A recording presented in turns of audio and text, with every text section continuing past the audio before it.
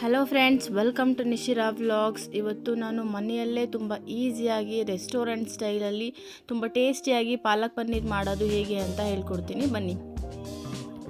ನಾನಿಲ್ಲಿ 2 ಕಂತೆ ಪಾಲಕ್ ತೊಗೊಂಡಿದ್ದೀನಿ. ನಾನಿಲ್ಲಿ ಒಂದು ಈರುಳ್ಳಿ, ಒಂದು ಟೊಮೊಟೊ, 4 ಹಸಿಮೆಣಸಿನಕಾಯಿ, ಬೆಳ್ಳುಳ್ಳಿ ಮತ್ತು ಶುಂಠಿ ತೊಗೊಂಡಿದ್ದೀನಿ. ನಾನಿಲ್ಲಿ 5ರಿಂದ 6 ಜನಕ್ಕೆ ಆಗುವಷ್ಟು ಗ್ರೇವಿ ಮಾಡ್ತಾ ಇದ್ದೀನಿ, ಹಾಗಾಗಿ ಇಷ್ಟೇ ಸಾಕು. ಇಲ್ಲಿ 100 ಗ್ರಾಮ್ ಪನ್ನೀರ್ ಇದೆ, ಅದನ್ನು ಕ್ಯೂಬ್ಸ್ ಆಗಿ ನಾನು ಕಟ್ ಮಾಡಿ ಇಟ್ಕೊಂಡಿದ್ದೀನಿ. 4 ಏಲಕ್ಕಿ, 2 ಸ್ಟಾರ್ ಹೂವು, 1 ಚಕ್ಕೆ, ಸೋಂಪ 1 ಸ್ಪೂನು, ಪಲಾವ್ ಎಲೆ 2, ಜೀರಿಗೆ 1 ಸ್ಪೂನ್ ತೊಗೊಂಡಿದ್ದೀನಿ. ಪನ್ನೀರ್ ಫ್ರೈ ಮಾಡೋಕ್ಕೆ ಸ್ವಲ್ಪ ಉಪ್ಪು, 1 ಸ್ಪೂನ್ ಚಿಲ್ಲಿ ಪೌಡರು, ಅರಿಶಿನ ತೊಗೊಂಡಿದ್ದೀನಿ. 1 ಈರುಳ್ಳಿನ ಸಣ್ಣಗೆ ಕಟ್ ಮಾಡ್ಕೊಂಡಿದ್ದೀನಿ. ಸ್ವಲ್ಪ ಬಟಾಣಿ ತೊಗೊಂಡಿದ್ದೀನಿ. ಇಲ್ಲಿ 7ರಿಂದ 8 ಗೋಡಂಬಿನ ನೆನೆಯಾಗಿ ಇಟ್ಟಿದ್ದೀನಿ. ಒಂದು 5ರಿಂದ 6 ಗಂಟೆ ನೆನೆದ್ರೆ ಸಾಕು, ಚೆನ್ನಾಗಿ ಬರುತ್ತೆ. ಒಂದು ಪ್ಯಾನ್ಗೆ ಎಣ್ಣೆ ಹಾಕಿ, ಎಣ್ಣೆ ಬಿಸಿ ಆದಮೇಲೆ ಶುಂಠಿ, ಬೆಳ್ಳುಳ್ಳಿ, ಹಸಿಮೆಣಸಿಕಾಯಿ, ಈರುಳ್ಳಿ, ಟೊಮೊಟೊ ಎಲ್ಲನೂ ನಾನು ಸ್ವಲ್ಪ ಫ್ರೈ ಮಾಡ್ಕೊತೀನಿ. ಒಂದು 2ರಿಂದ 3 ನಿಮಿಷ ಫ್ರೈ ಮಾಡ್ಕೊತೀನಿ. ಟೈಮ್ ಇತ್ತು ಅಂದರೆ ನಿಜವಾಗ್ಲೂ ಈ ಥರ ಫ್ರೈ ಮಾಡಿ ಪೇಸ್ಟ್ ಮಾಡೋದ್ರಿಂದ ಗ್ರೇವಿ ತುಂಬಾ ಟೇಸ್ಟಿಯಾಗಿ ಬರುತ್ತೆ. ಟೈಮ್ ಇಲ್ಲ ಅಂತ ಅಂದರೆ ಪರವಾಗಿಲ್ಲ, ಫ್ರೈ ಮಾಡ್ದೇ ಕೂಡ ರುಬ್ಬೋದು, ಅದು ಕೂಡ ಚೆನ್ನಾಗಿ ಬರುತ್ತೆ. ಬಟ್ ಫ್ರೈ ಮಾಡಿದ್ರೆ ನಿಜವಾಗ್ಲೂ ತುಂಬ ಚೆನ್ನಾಗಿ ಬರುತ್ತೆ ಟೇಸ್ಟು. 2ರಿಂದ 3 ನಿಮಿಷ ಆದರೆ ಸಾಕು. ಹಾಗೆ ನಾನಿಲ್ಲಿ ಪಾಲಕ್ನ ಬಿಸಿನೀರಲ್ಲಿ ಚೆನ್ನಾಗಿ ಸ್ವಲ್ಪ ಕುದಿಸ್ಕೊತೀನಿ. ಇದನ್ನು ಅಷ್ಟೇ ಒಂದು 2ರಿಂದ 3 ನಿಮಿಷ ಅಷ್ಟೇ ಕುದಿಸ್ಕೊಳ್ಳೋದು. ಸೊ ಕುದಿಸ್ಕೊಂಡು ಆ ನೀರೆಲ್ಲ ಹಾಕಿ ತಣ್ಣೀರು ಅಥವಾ ಐಸ್ ಏನಾದರೂ ಹಾಕಿ ಅದು ಕೂಲ್ ಆಗೋಕ್ಕೆ ಸ್ವಲ್ಪ ಹೊತ್ತು ಹಾಗೆ ಬಿಡ್ತೀನಿ ನಾನು. ಸೊ ನಂಗೆ ಟೈಮ್ ಇರಲಿಲ್ಲ, ಹಾಗಾಗಿ ತಣ್ಣೀರಲ್ಲೇ ಸೋಕ್ ಮಾಡ್ತಿದ್ದೀನಿ. ಇದು 1 ನಿಮಿಷ ಆಗಿದ ತಕ್ಷಣವೇ ಸ್ವಲ್ಪ ನಾನಿಲ್ಲಿ ಗಸಗಸೆ ಹಾಕ್ತಾಯಿದ್ದೀನಿ. ಇದನ್ನು ಅಷ್ಟೇ ಜಸ್ಟ್ ಸುಮ್ಮನೆ ಹಂಗೆ ಒಂದು 30 ಸೆಕೆಂಡ್ಸ್ ಫ್ರೈ ಮಾಡಿದ್ರೆ ಸಾಕು. ಟೋಟಲಿ ಇದನ್ನೆಲ್ಲ 2ರಿಂದ 3 ನಿಮಿಷ ಫ್ರೈ ಮಾಡಿದ್ರೆ ಸಾಕು. ಇದನ್ನು ಆಫ್ ಮಾಡಿ ಆರಕ್ಕಿಡ್ತೀನಿ ನಾನಿವಾಗ. ಒಂದು ಬಾಣಲಿ ಇಟ್ಟು ಅದಕ್ಕೆ ಸ್ವಲ್ಪ ಎಣ್ಣೆ ಹಾಕೋಬೇಕು. ನಾನಿಲ್ಲಿ ಕೊಬ್ಬರಿ ಎಣ್ಣೆ ಹಾಕೋತಿದ್ದೀನಿ. ಒಂದು 2ರಿಂದ 3 ಸ್ಪೂನ್ ಆದರೆ ಸಾಕು. ಎಣ್ಣೆ ಕಾದ್ಮೇಲೆ ಜೀರಿಗೆ, ಸೋಂಪ, ಚಕ್ಕೆ, ಏಲಕ್ಕಿ, ಪಲಾವ್ ಎಲೆ ಹಾಕ್ತಾಯಿದ್ದೀನಿ. ಸೊ ಅದು ಸ್ವಲ್ಪ ಲೈಟಾಗಿ ಬಿಸಿ ಆದರೆ ಸಾಕು. ಮನೆಯಲ್ಲೇ ಹಸಿ ಬಟಾಣಿ ಇದ್ದಿದ್ದರಿಂದ ನಾನು ಹಾಕ್ತಿದ್ದೀನಿ, ಇಲ್ಲ ಅಂದರೆ ಸ್ಕಿಪ್ ಮಾಡ್ಬೋದು. ಟೇಸ್ಟ್ ಅಂತೂ ಏನೂ ಚೇಂಜಸ್ ಆಗಲ್ಲ. ಇದ್ದರೆ ಹಾಕಿದ್ರೆ ಓಕೆ, ಇಲ್ಲ ಅಂದರೆ ಪರವಾಗಿಲ್ಲ. ಸೊ ನೋಡಿ, ಸ್ವಲ್ಪ ಬಿಸಿಯಾಗಿದ್ದ ತಕ್ಷಣ ಸಣ್ಣದಾಗಿ ಕಟ್ ಮಾಡಿ ಇಟ್ಕೊಂಡಿದ್ದಂಥ ಈರುಳ್ಳಿ ಮತ್ತು ಬಟಾಣಿನ ಹಾಕ್ತಿದ್ದೀನಿ. ಸ್ವಲ್ಪ ಗೋಲ್ಡನ್ ಬ್ರೌನ್ ಬರೋ ಥರ ಫ್ರೈ ಮಾಡಿಕೊಂಡ್ರೆ ಸಾಕು. ತುಂಬ ಹೆವಿಯಾಗಿ ಫ್ರೈ ಮಾಡೋದೇನು ಬೇಡ.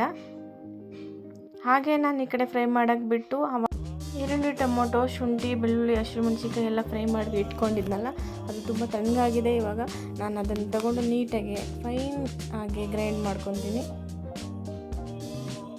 ಫುಲ್ಲು ನುಣ್ಣಗೆ ಗ್ರೈಂಡ್ ಮಾಡಿ ಇಟ್ಕೊಂಡಿದ್ದೀನಿ. ನೋಡಿ, ಇವಾಗ ಇದು ಸ್ವಲ್ಪ ಲೈಟಾಗಿ ಕಲರ್ ಚೇಂಜ್ ಆಗಿದೆ ಅಲ್ವಾ.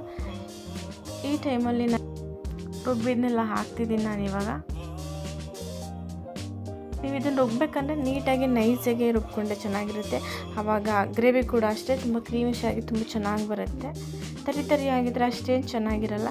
ಸೊ ನೀಟಾಗಿ ಫೈನಾಗಿ ನುಣ್ಣಗೆ ರುಬ್ಕೋಬೇಕು.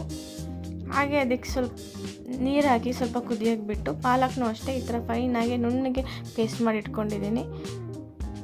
ಸೊ ನಾನು ಇದಕ್ಕೆ ಇವಾಗ 1 ಸ್ಪೂನ್ ಧನಿಯಾ powder, chilli powder 1/2 spoon, garam masala 1/4 spoon, ಇದಿಷ್ಟನ್ನು ತೊಗೊಂಡು ಇದನ್ನೆಲ್ಲ ಈ ಮಸಾಲ ಒಳಗೆ ಹಾಕೋತೀನಿ. ಖಾರ ನಮ್ಗೆ ಎಷ್ಟು ಬೇಕು ಹಾಗೆ ನೋಡ್ಕೊಂಡು ಹಾಕೋಬೇಕು. ಖಾರ ಜಾಸ್ತಿ ತಿಂದರೆ ಜಾಸ್ತಿ ಹಾಕೋಬೋದು, ಖಾರ ಕಡಿಮೆ ತಿಂದರೆ ನಾನು ಹೇಳಿದಷ್ಟು ಹಾಕ್ಕೊಂಡ್ರೆ ಸಾಕು. ನಾನಿಲ್ಲಿ 5ರಿಂದ 6 ಜನಕ್ಕೆ ಆಗೋಷ್ಟು ಗ್ರೇವಿನ ಮಾಡ್ತಿದ್ದೀನಿ. ಟೇಸ್ಟ್ ಅಂತೂ ನಿಜವಾಗ್ಲೂ ತುಂಬಾ ಚೆನ್ನಾಗಿರ್ತದೆ. ಯಾರೆಲ್ಲ ಟ್ರೈ ಮಾಡಿಲ್ಲ ಅಂದರೆ ಒಂದ್ಸಲ ಖಂಡಿತ ಟ್ರೈ ಮಾಡಿ ಅಂತ ಹೇಳ್ತೀನಿ. ನಾನು ಇವಾಗ ಪಾಲಕ್ಕೆಲ್ಲ ಪೇಸ್ಟ್ ಮಾಡಿ ಇಟ್ಕೊಂಡಿದ್ನಲ್ಲ, ಅದನ್ನು ಕೂಡ ಹಾಕ್ತಿದ್ದೀನಿ.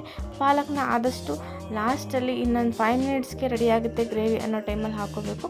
ಯಾಕಂದರೆ ಫಸ್ಟೇ ನಾವು ಪಾಲಕ್ನ ಸ್ವಲ್ಪ ನೀರಲ್ಲಿ ಕುದಿಸ್ಕೊಂಡಿರ್ತೀವಲ್ಲ, ಹಾಗಾಗಿ ಪಾಲಕ್ ಹಾಕಿ ತುಂಬ ಹೊತ್ತು ಏನು ನಾವು ಬೇಯಿಸೋಕೆ ಬಿಡೋದೇನು ಬೇಕಾಗಿಲ್ಲ. ಒಂದು 5ರಿಂದ 6 ನಿಮಿಷ ಬೇಯಿಸ್ಕೊಂಡ್ರೆ ಸಾಕು. ಹಾಗಾಗಿ ಲಾಸ್ಟಲ್ಲಿ ಪಾಲಕ್ನ ಹಾಕ್ಕೊಂಡ್ರೆ ಬೆಸ್ಟು. ನೋಡಿ, ಇವಾಗ ನಾನು ಈ ಕ್ಯೂಬ್ಸನ್ನೆಲ್ಲ ಮಾಡಿ ಇಟ್ಕೊಂಡಿದ್ನಲ್ಲ ಪನ್ನೀರ್ನ, ಅದನ್ನು ಸ್ವಲ್ಪ ಫ್ರೈ ಮಾಡ್ಕೊತೀನಿ. 1/2 ಸ್ಪೂನ್ ಚಿಲ್ಲಿ ಪೌಡರ್, 1/2 ಸ್ಪೂನ್ ಅರಿಶಿನ ಪುಡಿ, ಸ್ವಲ್ಪ ಉಪ್ಪು ಹಾಕಿ ಫ್ರೈ ಮಾಡ್ತೀನಿ. ಪ್ಯಾನ್ಗೆ ಸ್ವಲ್ಪ ತುಪ್ಪ ಹಾಕಿ ಫ್ರೈ ಮಾಡ್ತೀನಿ. ಎಣ್ಣೆ ಕೂಡ ಹಾಕೊಬೋದು. ನಾನು ಯಾವಾಗಲೂ ಪಾಲಕ್ ಗ್ರೇವಿಗೆ ತುಪ್ಪ ಹಾಕ್ಕೊಂಡೆ ಫ್ರೈ ಮಾಡ್ತೀನಿ. ಟೇಸ್ಟ್ ನಿಜವಾಗ್ಲೂ ತುಂಬಾ ಚೆನ್ನಾಗಿರುತ್ತೆ. ಸೊ ನೋಡಿ ಜಾಸ್ತಿ ಏನು ಫ್ರೈ ಮಾಡೋದು ಬೇಡ, ಸ್ವಲ್ಪ ಬಿಸಿಯಾಗಿದ್ದ ತಕ್ಷಣ ಪನ್ನೀರ್ ಹಾಕಿ ಸುಮ್ಮನೆ ಹಾಗೆ 1-2 ಸಲ ತಿರ್ಸ್ಕೊಂಡ್ರೆ ಸಾಕು.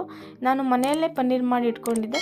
ಮನೆಯಲ್ಲೇ ಮಾಡಿದ ಪನ್ನೀರ್ ಆದರೆ ತುಂಬ ಸ್ಮೂತ್ ಆಗಿರುತ್ತೆ, ಹಾಗಾಗಿ ತುಂಬ ಏನು ಹೆವಿಯಾಗಿ ತಿರ್ಸ್ಕೊಂಡು ಎಲ್ಲ ಮಾಡೋದು ಬೇಡ. ಅಂಗಡಿಯಿಂದ ತಂದಿರೋ ಪನ್ನೀರ್ ಆಯಿತು ಅಂದರೆ ಸ್ವಲ್ಪ ರಫ್ ಆಗಬೇಕನ್ನೋ ಫ್ರೈ ಮಾಡಿದ್ರೂ ಏನಾಗಲ್ಲ. ಮನೇಲಿ ಮಾಡಿರೋಂಥ ಪನ್ನೀರ್ ಆದರೆ ತುಂಬ ಸ್ಮೂತಾಗಿರುತ್ತೆ, ತಿನ್ನೋಕೆ ನಿಜವಾಗ್ಲೂ ತುಂಬಾ ಚೆನ್ನಾಗಿರುತ್ತೆ. ಅದನ್ನು ತುಂಬ ಹೆವಿಯಾಗಿ ಫ್ರೈ ಮಾಡೋದು ಬೇಡ, ಸ್ವಲ್ಪ ಫ್ರೈ ಮಾಡಿ ಇಟ್ಕೊಂಡ್ರೆ ಸಾಕು. ಸೊ ಇವಾಗ ಪಾಲಕ್ಕು ಮಸಾಲೆ ಎಲ್ಲ ಫುಲ್ ರೆಡಿಯಾಗಿದೆ. ಇಂಥ ಟೈಮಲ್ಲಿ ನಾವು ಪನ್ನೀರ್ ಫ್ರೈ ಮಾಡಿರ್ತೀವಲ್ಲ ಅದನ್ನು ಹಾಕೋಬೇಕು. ಪನ್ನೀರ್ ಫ್ರೈ ಮಾಡೋಕ್ಕಾಗಲಿಲ್ಲ ಅನ್ನೋ ಪರವಾಗಿಲ್ಲ, ಪ್ಲೇನಾಗಿ ಕೂಡ ಪನ್ನೀರನ್ನ ಹಾಕೋಬೋದು. ಬಟ್ ನಾನು ಈ ಥರ ಫ್ರೈ ಮಾಡಿ ಹಾಕ್ತೀನಿ, ಆಗ ತಿನ್ನೋಕ್ಕೆ ಸಿಕ್ಕಿದಾಗ ಪನ್ನೀರ್ ನಿಜವಾಗ್ಲೂ ಟೇಸ್ಟ್ ಚೆನ್ನಾಗಿರುತ್ತೆ, ಉಪ್ಪು ಖಾರ ಎಲ್ಲ ನೀಟಾಗಿ ಹಿಡಿದಿರುತ್ತೆ. ಹಾಗಾಗಿ ನಾನು ಯಾವಾಗಲೂ ಪಾಲಕ್ ಗ್ರೇವಿಗೆ ಈ ಥರ ಪನ್ನೀರನ್ನ ಫ್ರೈ ಮಾಡಿ ಹಾಕ್ಕೊತೀನಿ. ಪನ್ನೀರ್ ಹಾಕ್ಕೊಂಡು ತುಂಬ ಹೊತ್ತು ಏನು ಬಿಡೋದು ಬೇಡ, ಜಸ್ಟ್ ಒಂದು 30-40 ಸೆಕೆಂಡ್ ಹಾಗೆ ತಿರ್ಸ್ಕೊಂಡು ಮಾಡಿದ್ರೆ ಸಾಕು, ಪಾಲಕ್ ಪನ್ನೀರ್ ರೆಡಿ ಆಗುತ್ತೆ. ನೋಡಿ ನಾನಿವಾಗ ಸ್ಟವ್ ಆಫ್ ಮಾಡಿ ಒಂದ್ಸಲ ತಿರ್ಸ್ಕೊತೀನಿ.